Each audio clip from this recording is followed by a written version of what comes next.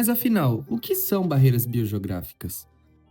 Barreiras biogeográficas são agentes limitantes à dispersão de indivíduos, ou seja, fatores que impedem que o indivíduo ocupe uma determinada região do território da Terra.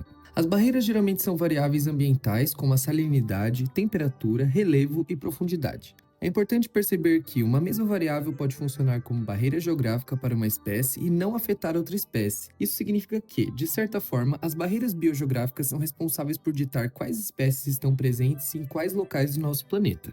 Pensando no território terrestre, é bem fácil encontrar exemplos de barreiras biogeográficas. O relevo, por exemplo, pode impedir que uma espécie se disperse e passe a ocupar um novo território. As baixas temperaturas de ecossistemas como a Antártica limitam, e muito, as espécies capazes de colonizar aquele ambiente. E quem já entrou no mar em mais de uma praia sabe que, pelo menos para nós, o mar não parece ser muito variado. Para os biólogos marinhos, entretanto, o mar pode ser dividido em inúmeras regiões, cada uma com suas características específicas: temperatura, pressão, salinidade, profundidade, etc. E como essas barreiras afetam a evolução das espécies e a biodiversidade? Essas fronteiras biogeográficas têm um efeito profundo na trajetória evolutiva das espécies. A primeira forma como elas atuam é reduzindo o fluxo gênico. Quando uma população fica separada por uma barreira, como uma corrente contrária ou uma frente de água fria, indivíduos deixam de se misturar, deixam de se reproduzir. Com isso, cada população passa a acumular mutações próprias e a sofrer pressões seletivas diferentes. Com o tempo, essa divergência pode levar à especiação, ou seja, formação de novas espécies. E é assim que uma única população pode se dividir em duas linhagens distintas. Essas barreiras também influenciam a biodiversidade ao criar ambientes com condições muito diferentes de cada lado. Uma frente oceânica, por exemplo, pode separar águas quentes de águas mais frias, em que o grupo de organismos pode evoluir tolerância a temperaturas mais altas, enquanto o outro pode desenvolver estratégias para viver em águas com temperaturas inferiores e ricas em nutrientes. Tais processos geram adaptações únicas e ampliam o nicho ecológico ocupado pelas espécies ao longo do oceano. Além disso, as barreiras são semipermeáveis. Elas afetam algumas espécies mais do que outras. Espécies com larvas de curta duração, que não conseguem viajar muito, tendem a ficar isoladas e divergir mais rapidamente, enquanto espécies com larvas de longa duração atravessam barreiras com mais facilidade e mantêm suas populações conectadas.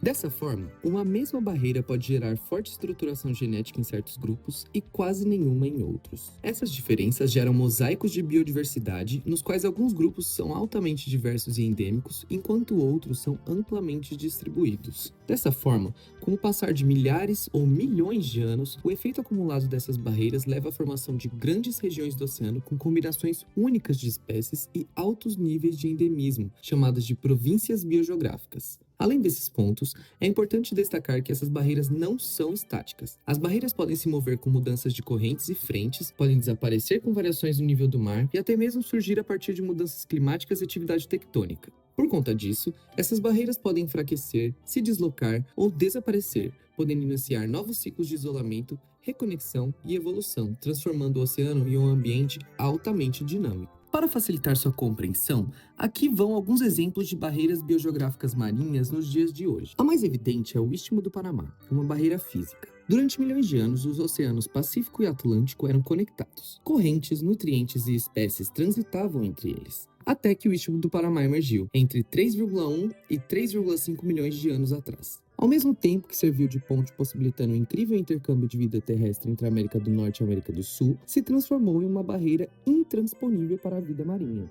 Populações que antes se encontravam passaram a viver isoladas, sem troca de genes. E esse isolamento levou a um dos episódios mais importantes de especiação marinha que conhecemos. Linhagens que antes eram uma só, deram origem a espécies irmãs separadas, cada uma adaptada ao seu lado. Outro exemplo envolve o fator profundidade, que impacta na dispersão de espécies, principalmente de águas rasas. A barreira do Pacífico Oriental é caracterizada por sua profundidade. Imagine um mar aberto, mas com um enorme vazio de águas profundas entre duas regiões de recifes. Darwin descreveu esse fenômeno já na origem das espécies, para organismos que dependem de ambientes rasos como corais, peixes recifais e invertebrados. Atravessar uma extensa faixa de oceano profundo é simplesmente impossível. Nesse caso, não é a distância horizontal que importa, e sim a vertical.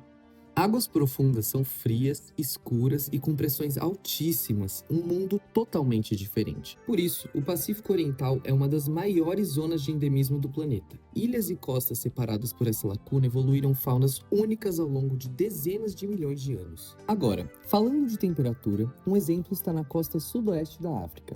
A corrente de Benguela traz um corredor de águas frias e ricas em nutrientes que corta o domínio das águas tropicais. Para espécies euritérmicas, aquelas que toleram amplas faixas de temperatura, Benguela é uma travessia difícil, mas não impossível. Já para espécies estenotérmicas, que dependem de temperaturas estáveis e quentes, Benguela é uma muralha térmica.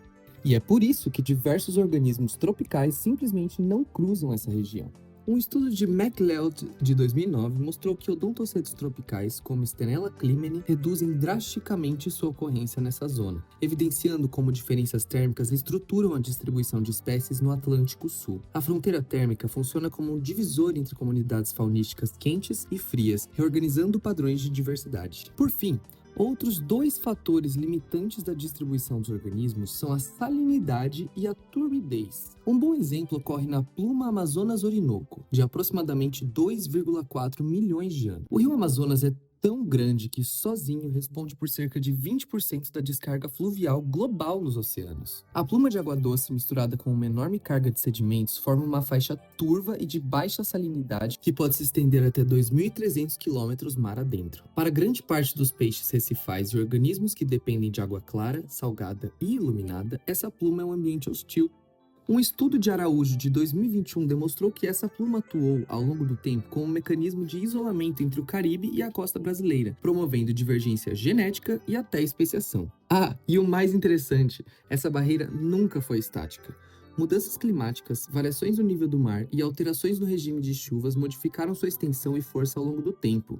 Ou seja, a pluma age como uma barreira dinâmica, ora fortalecendo o isolamento, ora permitindo dispersões episódicas. Sabendo disso tudo, podemos nos perguntar qual a importância dessa área de estudo para a compreensão e conservação da biodiversidade. Ora pois, quando pensamos na distribuição das espécies no planeta, é fácil imaginar que elas estão espalhadas de maneira aleatória. Mas não é bem assim. A vida na Terra e no oceano segue padrões moldados por barreiras biogeográficas, que limitam onde cada organismo consegue viver, assim como dito anteriormente. Ademais, esse tipo de estudo não é importante só no mar. Um exemplo muito claro vem de um trabalho realizado na Mata Atlântica com anfíbios anuros, feito por Bolocchio em 2019. A pesquisadora analisou a distribuição desses animais e identificou nada menos que 21 unidades biogeográficas naturais baseadas em espécies endêmicas. E o mais interessante é que espécies irmãs aparecem em unidades diferentes. Isso confirma que barreiras antigas como a variação de altitude e rios isolaram populações e geraram novas espécies ao longo do tempo. É o mesmo processo que acontece no mar. Barreiras moldando a biodiversidade. Só que aí que vem o problema. Essas unidades biogeográficas, tão importantes para entender a evolução das espécies, estão mal protegidas. No estudo da Mata Atlântica, apenas 12% dessas áreas estavam dentro de zonas de proteção e grande parte sofre com perda severa de habitat. No mar, acontece algo parecido.